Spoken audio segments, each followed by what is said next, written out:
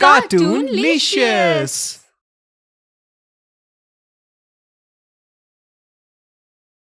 दिसंबर का महीना था। बाहर कड़ाके की ठंड थी। शाम के 7 बजे ही सब अपने अपने घरों में घुस चुके थे, लेकिन कोई थी जो इस भीषण ठंड में भी कुड़कुड़ाती हुई हाथों में मटका लिए पानी भरने कुएं की तरफ जा रही थी। तभी उसकी पड़ोसन रमा ने अपने घर की खिड़की से झांकते हुए कहा, ए रजनी, बाहर इतनी ठंड है पर तू कहाँ जा रही है?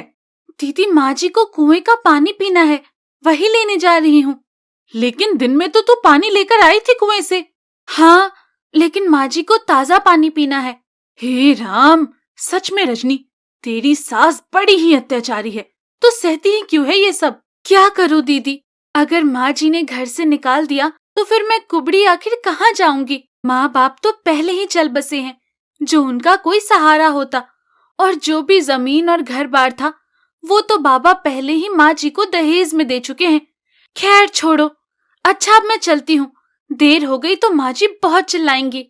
कुछ देर बाद रजनी पानी लेकर घर लौटी और अपनी सास को पानी का गिलास देते हुए कहा, माँ जी ये लीजिए ताजा पानी। अरे, इस ठंडे पानी को पिलाकर मुझे मारने का इरादा है क्या? गरम क्या इसे तेरा बाप करेगा? नालायक कहीं की, एक काम ढंग से नहीं होता तुझसे। ये बोलकर रजनी की सास ने उसे जोरदार थप्पड़ मार दिया और उसका संतुलन नहीं बना और वो जमीन पर गिर गई। तभी उसका पति नीलेश वहां चला आया। बिल्कुल सही हुआ, इस कुबड़ी के साथ तो यही होना चाहिए। माँ, और मारो इसे।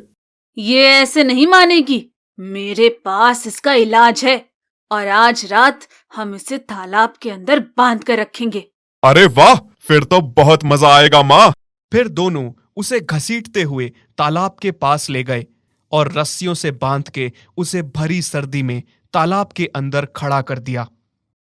ये आप क्या कर रहे हैं? मुझे माफ कर दीजिए, आगे से ऐसा नहीं होगा।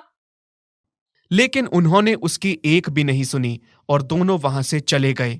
अगली सुबह रजनी का शरीर ठंडा पड़ गया था, जिससे उसे तेज बुखार आ गया। गांव के एक आदमी की नजर जब उस पर पड़ी तो वो उसे अस्पताल ले गया, जहां उन्हें पता चला कि वो गर्भवती है। ये बात सुनकर उसकी सास और पति को उस पर बहुत गुस्सा आया। एक तो इस कुबड़ी का बोझ, ऊपर से अब इसके बच्चे को भी पालो।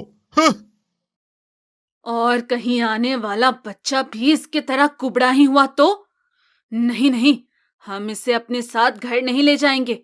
वैसे भी क्या मालूम किसका पाप है ये। वो दोनों उसे अस्पताल में ही छोड़ आए। बेचारी गर्भवती बहू भरी ठंड में बेघर हो गई। अस्पताल में ठीक होने के बाद रजनी ने कुछ दिनों तक वहीं पर मुफ्त में काम किया और अपना अस्पताल का बिल चुकाया।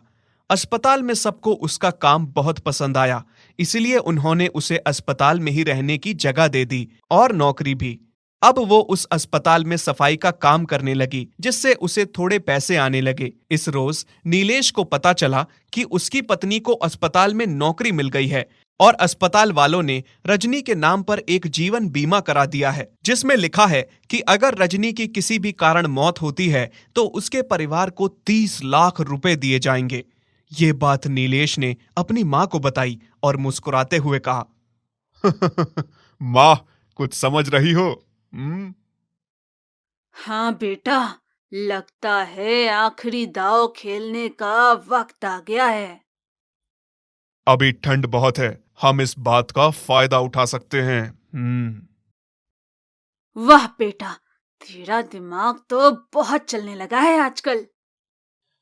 हाँ माँ, आखिर बेटा किसका हूं? सही कहा बेटा। पैसे देख नीलेश और उसकी सास के मन में लालच आ गया। वो दोनों रजनी के सामने झूठे आंसू बहाने लगे। उनके आंसू देख रजनी पिघल गई। उस अनाथ को तो प्यार चाहिए था, ससुराल चाहिए था, इसलिए उसने उन दोनों को माफ कर दिया और वो उनके साथ घर आ गई। उसे तो इस बात की भनक तक नहीं थी कि आखिर उसके पीछे क्या खिचड़ी पक रही थी। एक शाम जब रजनी काम से लौटी तो उसकी सास ने उससे कहा, बहू, हम बहुत दिनों से कहीं घूमने नहीं गए हैं, तो मैं सोच रही थी कल तुम्हारी छुट्टी है तो क्यों न हम कहीं घूम कर आएं। वैसे भी इस हालत में तो बाहर घूमने जाएगी तो थोड़ा फ्रेश हो जाएगी। हाँ माँ जी, क्यों नहीं, मैं बहुत खुश हूँ। हम कल जरूर जाएंगे, लेकिन हम जाएंगे कहाँ? अरे, ठंड का समय है, कहीं नदी किनारे चलते हैं। धूप में बैठकर आराम से खाते पीते पिकनिक मनाएंगे। अगले दिन सभी मिलकर नदी किनारे पहुंच गए, लेकिन रजनी ने ये नहीं देखा कि वहां एक साइन बोर्ड है जिस पर लिखा हुआ है कि मगरमच्छों से बचकर रहें। जबकि नीलेश और उसकी मां पहले से ही ये बात जानते थे, इसलिए तो वो रजनी को यहां लेकर आए थे। तभी उसकी सास ने कहा, वो देख बहू, नदी में डॉल्फिन। कहाँ है माँ जी? मुझे क्यों नहीं दिखाई दे रही? अरे पास जाकर देख, तब दिखेगी। रजनी नदी के पास जाकर खड़ी हो गई। इधर उसकी सास और पति इसी पल का इंतजार कर रहे थे। उन्होंने उसे जोर से धक्का दिया। नदी में गिरते ही रजनी जोर जोर से चीखने लगी, आ! बचाओ! कोई मुझे बचाओ! दोनों जोर जोर से हंसने लगे। अब मर जा तू, फिर हम आराम से उन 30 लाख रुपए से ऐश की जिंदगी जिएंगे। हाँ, और किसी को हम पे शक भी नहीं होगा। सब सोचेंगे कि ये एक्सीडेंट है। तभी 4 बड़े बड़े मगरमच्छ रजनी की ओर बढ़ने लगे। रजनी चिल्लाने लगी, बचाओ! कोई मेरी मदद करो! हाँ। तभी एक चमत्कार हुआ। नदी किनारे एक बड़ा सा सूखा पेड़ था जो टूटकर नदी में गिर गया। पेड़ गिरने के कारण मिट्टी भी सरकने लगी और उसी वजह से नीलेश और उसकी मां भी नदी के ठंडे पानी में गिर गए। कोई बचाओ! कोई हमें बचाओ! बचाओ! बचाओ कोई!